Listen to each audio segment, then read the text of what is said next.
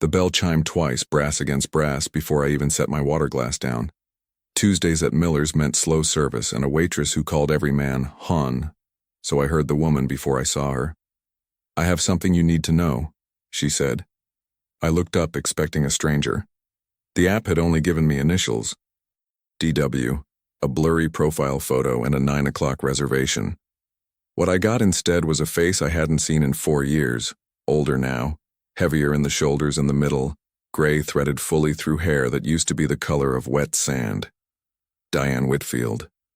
My ex-wife's mother, standing in a diner doorway like she'd walked out of a life I'd already boxed up and put in the attic. "My name is Michael Turner. I was 34 years old, and for 9 years I'd made my living bringing dead instruments back to life. Guitars, mostly. A few violins. The occasional mandolin some granddaughter brought in, still smelling of an attic. I had a bench in the back of a narrow shop on Preston Avenue in Charlottesville. A set of carving tools rolled in canvas, and hands steady enough that people trusted me with things they couldn't afford to lose twice. Benchwork suited me. Quiet suited me. My days ran on a schedule I could have set to a metronome, if that wasn't already too on the nose for a man in my line of work. Coffee at 6:15, black, no sugar, in the same chipped mug my grandfather left me along with his workbench. The shop unlocked at 7 sharp, radio-tuned low to the county station that hadn't played anything newer than 1995. I ate lunch standing at the counter, half a sandwich in one hand, a half-strung guitar body clamped in front of me. By 6 in the evening I was home, and by 9 I was usually asleep with a book open on my chest. It wasn't a life anyone would call exciting. It was, however, entirely mine, and after the divorce that had felt like enough. Emily used to say that was the problem with me. We'd been married 6 years before we weren't. She wanted noise, dinner parties that photographed well, a husband with a title instead of a trade, a life that moved. I wanted the bench and the quiet and evenings that ended the same way they started. She told me once, packing the last of her books into a car in our driveway, that loving me had been like loving a closed door. I didn't argue. There wasn't anything to argue with. She wasn't wrong, and I've had 4 years since then to sit with that. I hadn't spoken to Diane once in all that time. Not at the divorce, not after. She'd sent a single card the Christmas following. No return address, just my name and handwriting I recognized from birthday envelopes years earlier. I never wrote back. It felt like the kind of door that stays shut out of respect, not anger. It was my sister Rachel who talked me into the app in the first place, cornering me at her son's birthday party with my profile already filled out and already live before I'd agreed to any of it. "You're allowed to stop being a hermit." "Michael," she'd said, sliding the phone back into my shirt pocket like that settled it. "One dinner. That's all I'm asking." I'd swiped through exactly 4 profiles in 3 weeks before the app matched me with someone listed only as DW, a photo too small and too dark to tell me anything except that she had kind eyes. I told myself one dinner wouldn't kill me. I had no idea yet how right and how wrong that guess would turn out to be. And now she was standing across a diner table from me because an algorithm neither of us understood had decided we were compatible. She was heavier than I remembered her frame filling the doorway a beat longer than it needed to, her breath a little short from the walk-in from the parking lot. I want to say I didn't notice. That would be a lie. I noticed the way you notice weather, a fact about the day and nothing more. And then, just as quickly, I noticed her eyes hadn't changed at all. The same steady, uncertain gray, watching my face for whatever I was about to do with it. So I did the only thing that felt honest. I smiled, stood up, and pulled out the chair across from me. That was the whole reaction. No hesitation dressed up as politeness. No fast excuse about a headache or an early morning. Just a chair pulled out. And somehow that was enough to change everything that came after, though I had no way of knowing that yet, not with the bell still swinging faintly above the door. "Diane," I said, "I think the app owes us both an apology." She laughed, short and surprised, and sat. "I told my daughter Karen I was trying this because my grief group said I needed to leave the house more. I did not tell her I was going to end up across the table from Emily's ex-husband. For what it's worth, I wasn't planning on this either. For what it's worth, she said, neither was I. but I'm not walking back out that door. My hip won't forgive me for standing up twice in one night. We ordered coffee because neither of us had the nerve to order dinner and call it a date. Not anymore. Not like this. And somewhere between the first cup and the diner's terrible attempt at pie, the strangeness of it stopped being strange. She asked about the shop. I asked about her husband, Robert, and she went quiet in a way that told me before her words did. He passed 3 years ago, she said. Hard fast, at least. No long goodbye, which I used to think was a mercy until I actually lived through it. I'm sorry, I didn't know. Why would you? Emily and I don't talk about you, and I imagine you don't talk about us. She turned her coffee cup a quarter turn on its saucer, a small, private gesture. Robert had this old parlor guitar. Bought it secondhand the year we married, never played it well, played it anyway. It sat in the front closet 3 years now because I can't bring myself to sell it, and I can't find anyone who'll touch something that old without telling me it isn't worth fixing. I could look at it, I said, before I'd fully decided to offer. No charge, I mean it. She studied me for a second too long, the way people do when they're deciding whether kindness is a trick. You'd do that? For me? I fix things people can't let go of. It's most of what the job is, honestly. Something in her face loosened then. Some tension I hadn't clocked until it left. Karen keeps telling me to donate it. Says I'm holding on to dead man's clutter. She almost laughed. Maybe I am, but it feels like the last thing of his that still needs me. I understood that better than she knew. I still had Emily's grandmother's mantel clock in my shop window. 3 years unclaimed, because some part of me couldn't stop hoping someone would come back for it. We talked another hour past when the coffee went cold. She told me about her garden going to seed, since Robert stopped keeping it up even before he died. I told her about the shop's slow Tuesdays and the regulars who came in just to hear the strings hum while they waited. Neither of us mentioned Emily again, not directly, though she sat at that table with us the whole time the way an absent person does when two people share history through her. When the check came, Diane reached for it and I moved faster, and for 1 second our hands were both on the same slip of paper. Close enough that I felt the warmth of her knuckles before either of us pulled back. It wasn't anything. I want to be clear, it wasn't anything. But it was the first time in 4 years a stranger's hand near mine had felt like a small, ordinary miracle instead of a reminder of what I'd lost. Outside, under the diner's flickering sign, she opened her trunk and there it was. The guitar, case scarred at the corners, riding home with her because she'd brought it just in case I said yes. Take it tonight. Save me the drive to your shop.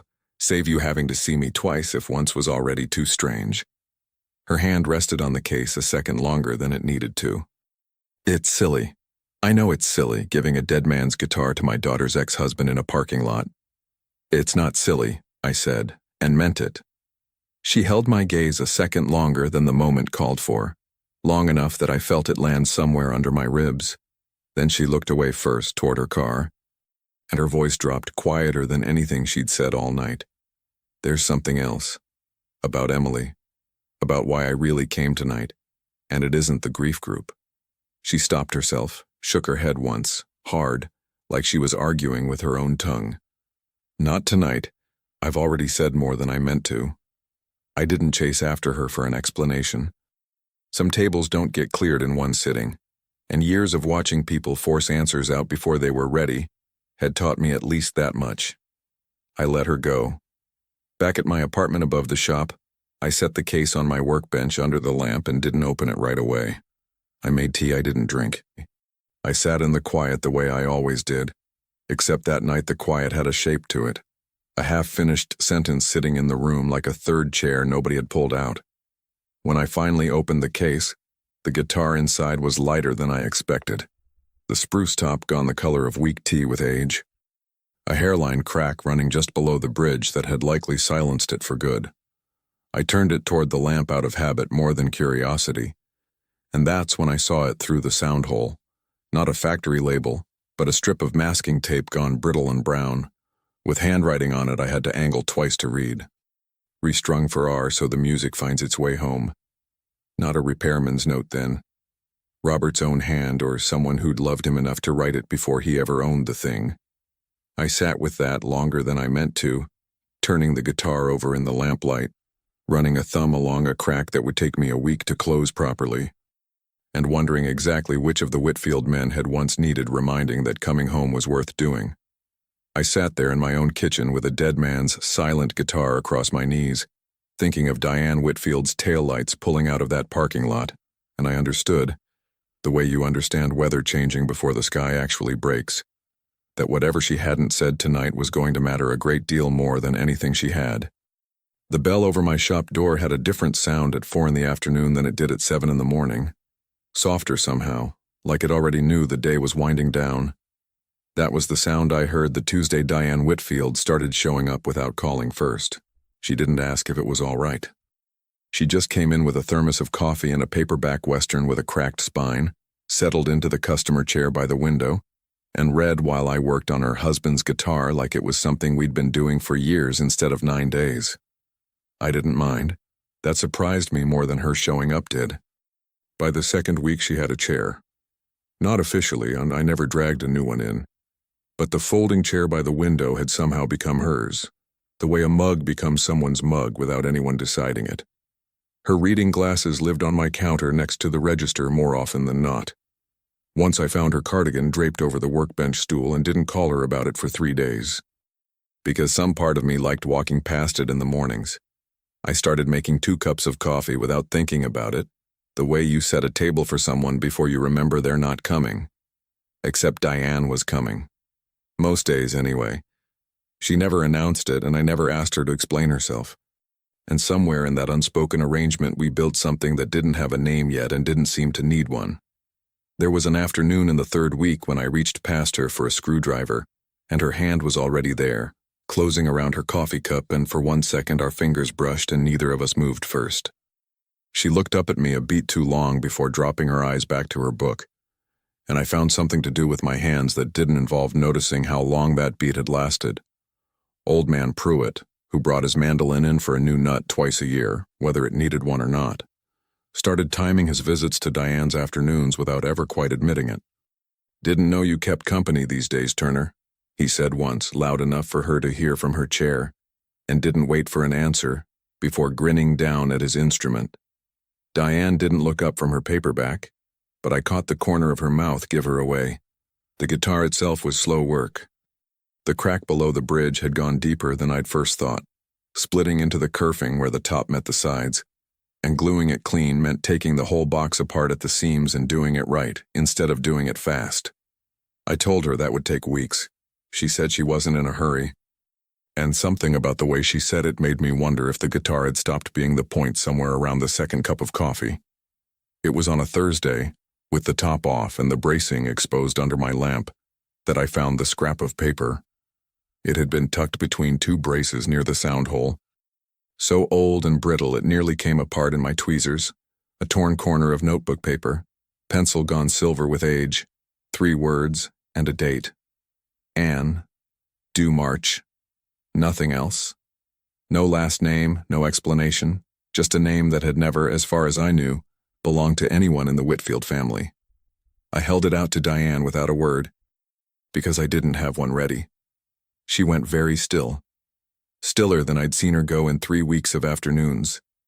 She reached for it, read it twice, and folded it back along its old creases like she was tucking something back into a drawer that had been left open by accident. That was going to be a name, she said. And then, before I could ask whose, "Not today, Michael, please." I let it go. I was getting good at letting things go where Diane was concerned, and I told myself that was patience, and not something closer to fear of what I'd find if I pushed. I didn't get much choice in patience 2 days later. When my phone rang at 8 in the evening and Emily's name came up on the screen for the first time in 4 years, I almost didn't answer. I answered anyway. "Karen saw your truck outside my mother's house 4 times this month," Emily said. "No hello first, no easing in. I want to know what you think you're doing." "Fixing a guitar," I said. "That's the whole story." "That is not the whole story, and you know it isn't. She's 61 years old and she buried her husband 3 years ago, and you are not someone she needs in her life right now, of all people. She showed up at a table I didn't pick either, Emily. I didn't go looking for your mother. An app did that. I just didn't run when I found out. That's not the same as it being your business. It's the same as caring what happens to someone who's been kind to me, I said. I didn't invent that. She brought coffee to my shop before I ever asked her to. She brings coffee to everyone. Michael, that's not an invitation. No, I agreed. It isn't. But she's not asking my permission and I'm not asking yours. I'm not trying to disrespect you or Robert's memory or anything else you think I'm after. I'm keeping an old woman company on slow afternoons and fixing something that mattered to her husband. That's the entire crime. The silence on her end lasted long enough that I heard faintly a man's voice in the background asking who was calling. Her new husband, I assumed. I didn't ask. I don't like this, she said finally, quieter now, some of the fight gone out of it. You don't have to like it. You just have to trust that I'm not the villain you need me to be right now. She hung up without saying goodbye, which was, I'd learned a long time ago, simply how Emily ended conversations she didn't know how to win. I set the phone down and sat with the dial tone silence a while, not triumphant. Not wounded, just tired in the specific way that comes from being accused of something you didn't do by someone who has every reason not to trust you. Diane called an hour later. Emily had phoned her too, apparently, angrier than she'd been with me. I'm sorry, Diane said before I could say anything. I should have told her myself before Karen did it for me. You don't owe me an apology for your daughter's phone calls. I owe you an apology for a lot of things, Michael. That's just the smallest one. Something in the way she said it made my chest go tight. Diane, can I come by tomorrow? Not for the guitar. A pause. Long enough that I heard her breathe. There's a reason I keep almost telling you things and then not telling you things, and I'm tired of being the only one carrying it. She came the next afternoon, and she didn't sit in her chair by the window. She stood at my counter with her hands flat on the glass like she needed something solid to hold on to. And she told me about Anne. Emily had been pregnant, 11 weeks. The winter our marriage was already coming apart at its own seams, quietly, the way houses settle before anyone notices the cracks. She lost the baby on a Tuesday in February while I was at a trade show 2 states away, and by the time I got home she had already decided, in the particular arithmetic of grief and pride, that she would rather I never know than watch me try to comfort her and fail at it the way she'd already convinced herself I would. She told her mother. She told no one else. She threw herself into noise and dinner parties and a life that moved because stillness. After that, February had become unbearable, and I had spent 2 years quietly resenting a woman for wanting things I never understood she was running from. She wasn't chasing status, Michael, Diane said. She was out running a nursery she never got to paint. Grief has its own language, and sometimes the people who love us most can't translate it fast enough to save anything. I didn't say much after that. There wasn't much worth saying that wouldn't have sounded smaller than what she'd just handed me. I thought about 2 years of quiet resentment, a marriage I'd filed away as a mismatch of temperaments, and a name folded into the bracing of a guitar because it was the only place left to put it. I thought too about the last months of our marriage, replaying arguments that had made perfect sense to me at the time. Her sudden appetite for parties I'd always found exhausting. A calendar she kept fuller than either of our lives needed. The night she cried behind a locked bathroom door and told me through it that she was fine. Just tired. I had believed her. I had wanted to believe her, because the alternative meant admitting I hadn't known my own wife well enough to see grief wearing the costume of ambition. Why tell me now? I finally asked. After all this time. Because I watched you hold that scrap of paper like it might break. And I realized I'd rather you know the truth from me than keep building whatever this is on top of a lie I let stand for 4 years. She almost smiled. And because Karen's right, in her way, I am too old to keep carrying things alone. 3 months passed after that the way months do when you're rebuilding something slowly. 1 clamp and 1 honest conversation at a time. The crack in the guitar closed clean under new bracing, invisible if you didn't know where to look. Diane kept her chair by the window. Emily didn't call again, though Karen mentioned once, carefully, that her sister had stopped bringing my name up entirely, which could have meant anything. Then, on a Sunday in early autumn, Diane set a small paper invitation on my counter next to her reading glasses. Robert's birthday, the kind of quiet family gathering she used to let pass unmarked. Emily would be there. So would Emily's husband, and so, apparently, would I if I wanted to be. I thought about the version of Emily I'd built in my head over 4 years, status-hungry, restless, impossible to please, and how quietly it had come apart in my hands, the way old glue gives way under steam. Walking back into that room meant facing a marriage I'd never actually understood, in front of a woman who might not want my face there at all. "You don't have to say yes," Diane said. I looked at the guitar hanging finished and whole on the wall behind her, and I thought about a name folded into old bracing, and I still didn't have an answer ready when she left. The Whitfield backyard smelled like charcoal and cut grass, and I stood at the gate for a full minute before I made myself walk through it, a bottle of wine sweating in my hand like it might give me an excuse to leave. Emily saw me before I saw her. She was standing by the drinks table in a yellow sundress, a man's hand resting light at the small of her back, her husband. I assumed tall and unbothered looking in the way of men who'd never had to compete for anything. She didn't smile when our eyes met. She didn't look away either. "You came," she said when I got close enough that not saying anything would have been its own kind of statement. "Your mother invited me." "I know." I told her not to. A pause, careful, like she was deciding something in real time. I'm glad she didn't listen. That was the whole conversation, and it was enough. I found Karen by the dessert table before I found Diane, and she looked at me the way people look at a stray dog they're deciding whether to trust. "So you're the ex-husband," she said, not unkindly. "Mom talks about you like you hung the moon and also like she's still deciding if that's a good thing." Robert's brother, Walter, a heavy-set man with a booming laugh, clapped me on the shoulder before I could answer her and said, "Second chances are wasted on people too proud to take them. Son, don't be one of them." He walked off before I could ask whether he meant me or himself, and I never did find out. She walked back toward the grill before either of us could ruin it by saying more, and I found Diane by the folding table, setting out a paper plate of deviled eggs like it was any other Sunday. Like she hadn't spent 2 years afraid this exact gathering would combust the moment I walked in. "You look like a man who needs a drink and doesn't know it yet," she said. "I look like a man who just talked to his ex-wife for the first time in 4 years and didn't say anything true." "Give it time," Diane said. "True things are slower than they look." A month after that, the true things came in pieces, the way most honest things do.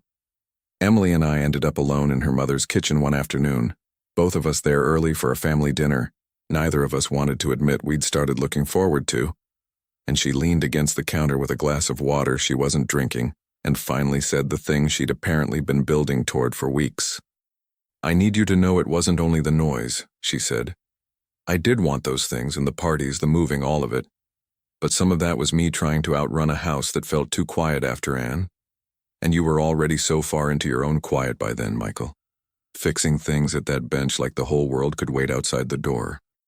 I didn't know how to ask you to come find me. So I stopped asking and I started running instead, and calling it ambition made it easier to leave. I wasn't hiding from you," I said. "I didn't know I was hiding at all." "I know. That's the part that took me the longest to forgive. Not that you left me alone in it. That neither of us noticed we were both already gone. We didn't hug. We didn't cry, not really, though something in both our faces came close. What we did was stand in Diane Whitfield's kitchen and finally let a 4-year-old story be smaller and sadder and more ordinary than either of us had let it be. And somehow that made it easier to carry instead of harder. The night everything between Diane and me stopped being unspoken was smaller than I expected it to be. She'd cooked dinner, we'd eaten too much pie, and an old song came on the kitchen radio that she said had been hers and Robert's once, a lifetime ago. She didn't ask me to dance. She just held out her hand, the way she'd held out that velvet-lined guitar case in a parking lot a year earlier, and I took it the same way, without deciding to, exactly, just recognizing that some invitations only come once and it would be its own kind of cowardice to let this one pass. Diane and I became something neither of us named out loud for a long time, not because we were ashamed of it, but because naming it felt like handing strangers permission to have opinions about a math they'd never done. 27 years between us, a dead husband, a complicated son-in-law who used to be one and might, in some new configuration, be something like family again. We didn't need the math to work for anyone else. It worked for the two of us in a kitchen on slow Tuesday afternoons, in a folding chair that had quietly become permanent. 1 year later, not everyone made it easy. A cashier at the grocery store once asked, with the particular cruelty of strangers, if Diane was my mother, and I watched something in her face flinch before she recovered and said evenly, "No, he's just a good friend who carries the heavy bags." We laughed about it in the car, the kind of laugh that covers something tender underneath. There were quieter comments, too, from people who thought themselves too polite to say them to our faces. We stopped explaining ourselves to people who hadn't done the work of knowing us. It was Karen, of all people, who told me the truth about the app. She said it lightly, over coffee, the way you mention something you assume everyone already knows. Mom saw your profile picture pop up in her matches 3 separate times before she swiped right on it. She recognized you from Emily's old wedding photos. She told me she almost blocked the whole app that week. Karen laughed like this was a funny footnote. I didn't laugh. I went and found Diane in her garden, kneeling in the dirt over tomatoes Robert used to plant, and asked her if it was true. She didn't deny it. "I saw your face and I thought about deleting the whole account," she said, not looking up from the soil. "And then I thought about how tired I was of being a woman who only did the safe thing. So I swiped and I told myself it was an accident if anyone ever asked. It wasn't. I knew exactly who I was saying yes to." "Why?" "Because I remembered a man who fixed things nobody else thought were worth saving," she said. "And I was one of them, Michael, whether I could say that out loud yet or not. That was the biggest thing either of us had told the other. Bigger than Anne, bigger than the 4 silent years, that none of this had been an accident at all, that a grieving woman had looked at a stranger's photo and chosen, deliberately, to stop being safe. 3 weeks after that, a workshop in Asheville that restored vintage instruments for museums and touring musicians offered me a partnership. My name on the door. Real money for the first time in my working life. 6 hours from Charlottesville and everyone in it. I hadn't said yes. I hadn't said no either. It sat on my kitchen counter next to Diane's reading glasses, unanswered, the way some doors stay open longest, right when you're most afraid to walk through them. Rachel told me to take it. Diane told me it was my decision alone and that she'd survive it either way, though her eyes said something a little less certain than her voice did. 2 years later, the guitar hangs in Diane's front room now, not mine, strung and tuned and occasionally badly played by Karen's youngest, who likes the way the low string rattles the window glass. The masking tape note is still tucked behind the bracing where I found it, because some repairs are meant to be seen, and some are meant to just quietly keep holding. Diane says the rattle in that low string reminds her of Robert humming off-key in the garden, and she stopped asking anyone to fix it. Diane found me on the porch one evening this spring, the Asheville letter still sitting unanswered in a drawer where I'd put it 11 months ago, because some decisions apparently need longer than others. "I have something you need to know," she said, and for 1/2 of 1 second, out of pure old habit, my whole chest braced for bad news. Then she smiled, and I remembered that sentence didn't always mean what it used to. "I already called them back," she said. "Told them you'd need 6 months to decide, and that if they couldn't wait, they didn't deserve you anyway. I'm not going anywhere. Michael, whichever way you choose, I just didn't want you making that decision with a countdown clock I invented in your head. I still don't know what I'm going to tell Asheville. Some mornings I'm certain I'll stay. Some mornings the shop on Preston Avenue feels too small for what I've become, since a blind date sat me across from the last woman on earth I expected to save me. Some mornings I picture the workshop in Asheville and feel nothing but relief at not having chosen it yet. I've stopped needing to know right away. That, more than anything, is what these 2 years actually taught me. Emily had a daughter of her own last autumn. A healthy, loud girl she named Anne without asking anyone's permission. And when she called to tell me, her voice cracked in a way I'd never once heard in 6 years of marriage. I understood finally and completely that grief and joy sometimes share the same name, and that healing rarely looks like forgetting. Here's the truest thing I know now, the thing I'd have laughed at 4 years ago. The people who see us most clearly are rarely the ones we chose first. They're the ones who stayed close enough, long enough to still be standing there when we finally stopped performing for everyone else. Diane didn't come into my life to replace what I'd lost. She came in sideways, uninvited.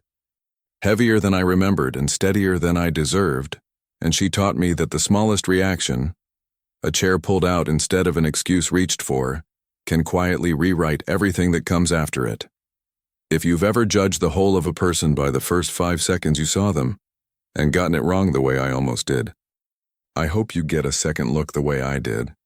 And if there's someone in your life you've been waiting 4 years or 14 to tell the truth to, don't wait for an app to force the table. Send this to them. Tell them yourself. If this story found you at the right moment, hit like, subscribe for the next one, and tell me in the comments, what's the smallest reaction you ever gave someone that ended up changing everything? And is there someone you've been meaning to forgive? The way Emily and I finally let go of a story we'd both been carrying wrong for far too long?